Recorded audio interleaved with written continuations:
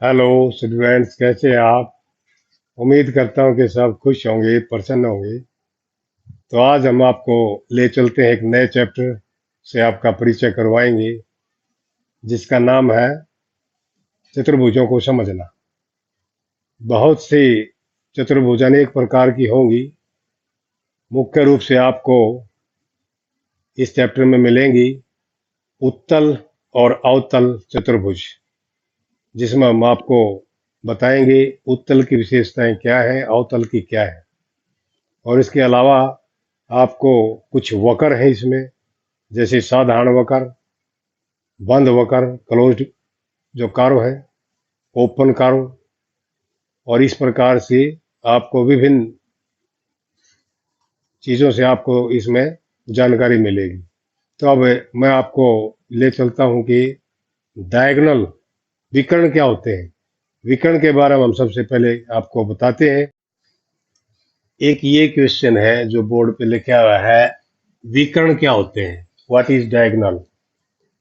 विकर्ण क्या होते हैं? अब जिस तरह से मैंने एक ये आयत खींच दी, ये एक आयत है, रेक्टेंगल है, और इसके ये पॉइंट्स हैं ए, बी, सी, डी, यानी कि ये चार इसके वर्टिसेस हैं। ए और बी जो वर्टिसेस हैं ये होते हैं, इसको हम कहते हैं, ए और बी जो शीर्ष बिंदु है ये है संलग्न। संलग्न शीर्ष, जैसे ए व बी, या ए व सी, ये भी ए व डी, डी है। ए और डी भी संलग्न है, ए और बी भी संलग्न है, साथ लगते हैं, यानी कि दोनों इस रेखाखंड के ऊपर है, दोनों ए और डी, और ए और बी इस रेखाखंड के ऊपर। जो एक रेखाखंड के ऊपर है दोनों शीर्ष, तो हम उसको कहेंगे संलग्न शीर्ष। और अब है असंलग्न शीर्ष, जैसे ए और सी तथा बी व डी है। तो ये दो प्रकार के शीर्ष हो गए, संलग्न शीर्ष और असंलग्न शीर्ष। तो जो असंलग्न शीर्ष, अगर हम इनको मिला दें, जैसे ए और सी को अगर मिला दें, ये जो रेखाखंड है ए सी, इसको हम कहते हैं विकर्ण। या बी व डी को मिला दें, क्योंकि ये भी दोनों असंलग्न है, तो ये दोनों इसके विकर्ण हो गए, डायगोनल है दोनों। तो ये जो डायगोनल को हम मिला रहे हैं यही इसके विकर्ण है। तो विकर्ण को हम लिख सकते हैं दो असंलग्न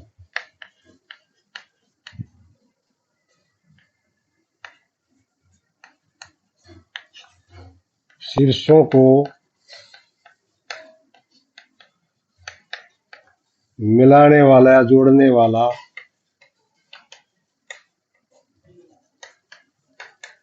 रेखाखंड।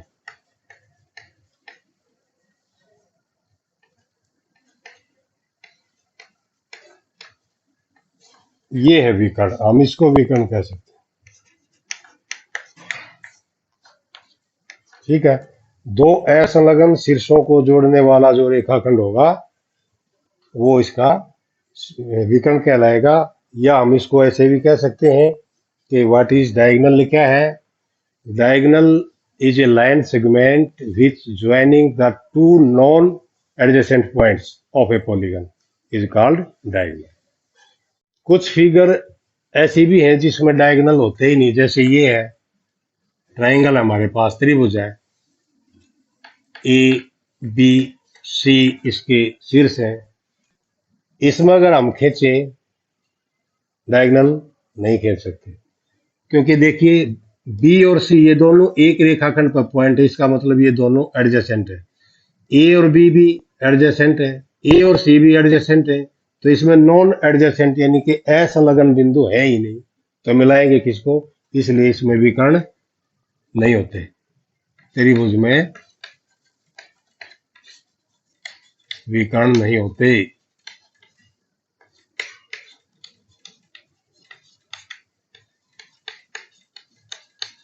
तो ये इस प्रकार आपको समझ गए होंगे विकर्ण डायगोनल क्या होते हैं। यहाँ कुछ फिगर बनाई है, देखना इनको। ये उत्तल बहुभुज यानी कि कॉन्वेक्स पॉलीगन है, 1 2 3 4 5, इसमें षटभुज है। ये ट्रेपीजियम है, बहु समलंब है। ये पैरेललोग्राम है, समानांतर चतुर्भुज। ये रेक्टेंगल है, आयत है। ये भी षटभुज है। तो ये सारी की सारी कॉन्वेक्स है, उत्तल है।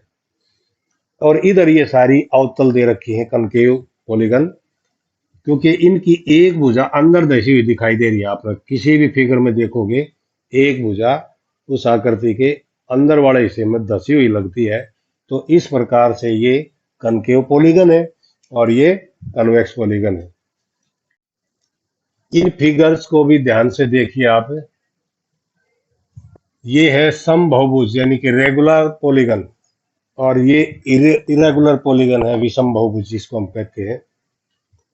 इसमें आप ध्यान से देखेंगे, जैसे ये समबाहु त्रिभुज है। समबाहु त्रिभुज में क्या पहचान है इसकी, कि तीनों भुजाएं समान है और तीनों कोण भी इसके समान है। ये वर्ग है, वर्ग की चारों भुजाएं समान होती हैं और चारों कोण भी इसके समान है। ये समपंचभुज है, इसके सभी कोण इक्वल है, समान है, और सभी साइड्स भुजाएं सब इक्वल है, बराबर है। इसीलिए इसके ये सम लगा है। पंचभुज है ये, लेकिन सम लगने से हमें पता लग गया कि ये सभी भुजाएं सभी कोण इसके इक्वल हैं, बराबर है। ये समसठ भुज है। समसठ भुज में भी ऐसा है कि सारी साइड्स इक्वल है, सारे कोण इक्वल है। और ये इरेगुलर पॉलीगन है, इसमें ये एक समकोण त्रिभुज है। इसमें ये भुजाएं जो है तीनों अलग अलग लंबाई की है, समान नहीं है, कोण भी समान नहीं है। ये 90 डिग्री का कोण है, ये 90 से कम है। ये आयत है, इसकी भी चारों भुजाएं समान नहीं होती, केवल अपोजिट साइड्स आर इक्वल होती हैं, आमने सामने की भुजाएं समान होती हैं। इसलिए इसको हम रेगुलर पॉलीगन नहीं कह सकते, इरेगुलर पॉलीगन में आएगी, क्योंकि रेगुलर में तो सभी कोण और सभी साइड्स इक्वल होने चाहिए। पंचभुज है ये, इसमें दो ये 90 डिग्री कोण दिखा रखे हैं और ये दो साइड इक्वल दिखा रखे हैं, ये अलग है। षटभुज है ये, षटभुज में सभी भुजाएं समान नहीं है और सभी कोण भी समान नहीं है। ये समानांतर चतुर्भुज है, इसमें भी सारी भुजाएं समान लंबाई की नहीं है। तो आप क्या देख रहे हैं, यहां देखिए, जिस भुजा के ऊपर ये इसको एक डैश लगा रखी है छोटी, इस डैश या दो लगा रखे हो, जैसे इस पे दो लगा रखी है, ये इनका अर्थ होता है कि बराबर लंबाई वाले रेखाखंड है ये। जैसे यहां देखिए, इनके तीनों के ऊपर ये डैश लगाई हुई है छोटी सी ये, तो इसका अर्थ है कि ये तीनों साइड्स आर इक्वल। इसमें भी चारों साइड्स के ऊपर ये डैश लगाई हुई है, इट मीन्स चारों साइड इक्वल। इसके भी सभी साइड्स के ऊपर ये लगाया हुआ है, तो इससे हमें ये संकेत मिलता है कि ये सारी भुजाएं समान है। इस पे भी ऐसा ही है।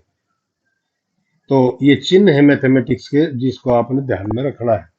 इन पे ऐसा नहीं लग रहा कहीं, केवल यहाँ लग रहा है, देखो यहाँ। इसका मतलब ये भुजा और ये भुजा तो समान है, इनके समान नहीं है अदर दूसरी साइड से। इसमें भी ऐसा है, इस पे दो डंडे लगे हुए, इस पे भी दो लगी हुई, तो इसका मतलब ये साइड और ये साइड तो इक्वल है, और इस पे एक डंडी है, इस पे भी एक है, इसका मतलब ये साइड और ये साइड भी इक्वल है। ये साइड और ये साइड, ये चारों साइड इक्वल है, लेकिन ये दो साइड इनसे बड़ी है, इनके इक्वल नहीं है। समानांतर चतुर्भुज में भी आप देखेंगे, इन पे एक एक डंडी लगी हुई है, इसका मतलब ये दोनों साइड इक्वल है, और इन पर दो दो डंडे है, ये परस्पर इक्वल है, चारों साइड इक्वल नहीं है। तो जिसमें चारों कोण और चारों साइड्स, या यूं कि ये सभी कोण और सभी भुजाएं इक्वल है तो हो जाएगी रेगुलर, जिसको हम कहते हैं समबाहुभुज। और जिसमें कोण अलग अलग हैं, साइड अलग अलग हैं, तो उसको हम लेंगे इरेगुलर पॉलीगन, यानी कि विषम बहुभुज। तो इनके हम अब क्वेश्चन करेंगे।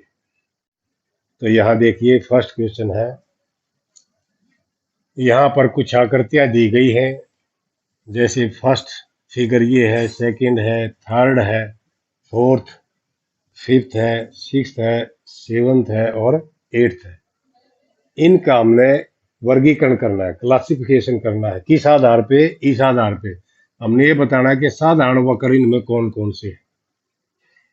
सिंपल कारो, सिंपल कारो में हम क्या लेते हैं, जिस तरह से देखिए ये है सिंपल कारो, ये भी है, ये नहीं है, ये भी नहीं है, ये भी सिंपल कारो है, ये भी सिंपल कारो है, ये भी सिंपल कारो, ये नहीं है। यानी कि 1 2 3 इसको छोड़ के बाकी सारी सिंपल कारो है।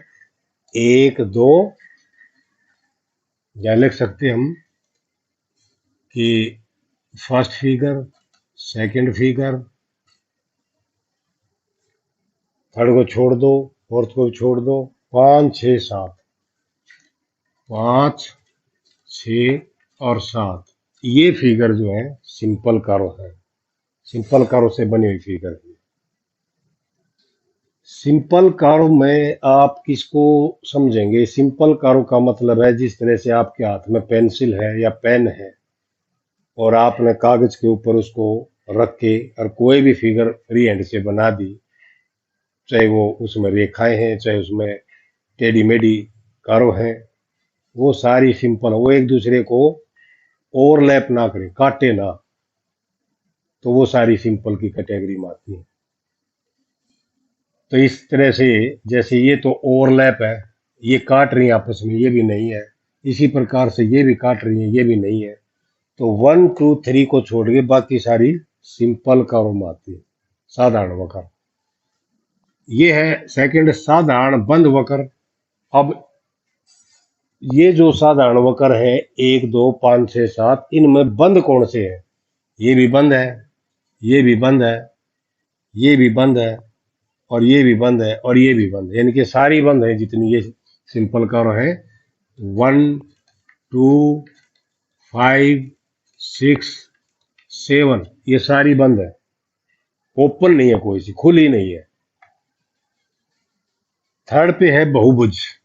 अब बहुभुज में हम उस आकृति को लेते हैं जिसमें केवल सीधी रेखाओं द्वारा कोई आकृति बंद हो।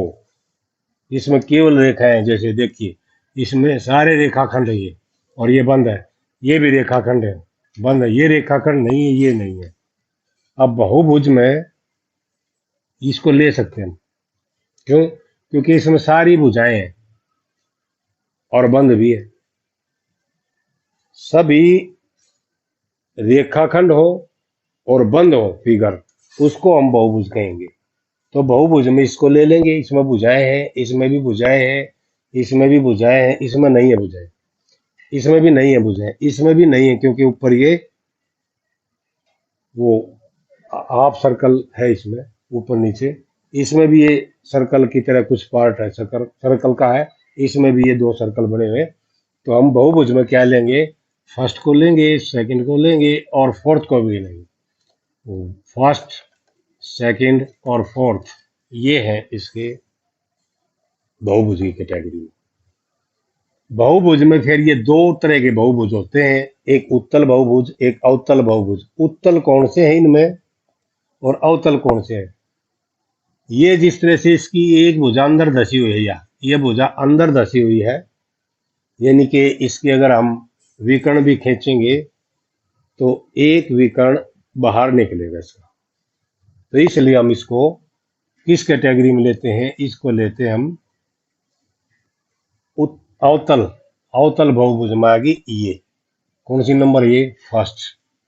और ये सेकंड और फोर्थ, यानी कि ये और ये दोनों, ये भी उत्तल में नहीं है, ये भी इसी में आएगी। और भी इसमें केवल 2 आएगी। देखो ये है केवल उत्तल बहुभुज, और ये अवतल है क्योंकि इसकी भुजा अंदर धसी हुई है एक। और ये भी अवतल की कैटेगरी में ही है, जो आपस में भुजाएं एक दूसरे को प्रतिच्छेद कर रही है, काट रही है। तो ये इस आधार पे हमने इनका वर्गीकरण किया है। ये इसको हम कहते हैं सिंपल कारो, साधारण वक्र। साधारण बंद वक्र को हम कहेंगे सिंपल क्लोज्ड कारो। बहुभुज को क्या कहेंगे? पॉलीगन। उत्तल बहुभुज को क्या कहेंगे? Convex polygon. ये कॉनकेव पॉलीगन। इस प्रकार से हमने इनका सबका वर्गीकरण कर दिया है। और चलिए नेक्स्ट क्वेश्चन करते हैं। सेकंड क्वेश्चन को देखें। निम्नलिखित प्रत्येक में कितने विकर्ण हैं? एक उत्तल चतुर्भुज, कोई भी चतुर्भुज हम बना सकते हैं। ये एक चतुर्भुज है जिसको हम वर्ग भी कह सकते हैं, और ये एक चतुर्भुज है, उत्तल है, क्योंकि इसमें इसके विकर्ण में बताने हैं। तो इसके अगर नामकरण में लिख दो ए बी सी और डी, तो ए को अगर सी से मिलाते हैं एक विकर्ण तो ये है, और बी को अगर डी से मिलाते हैं दूसरा विकर्ण भी ये है, तो इसमें लिख सकते हैं दो विकर्ण।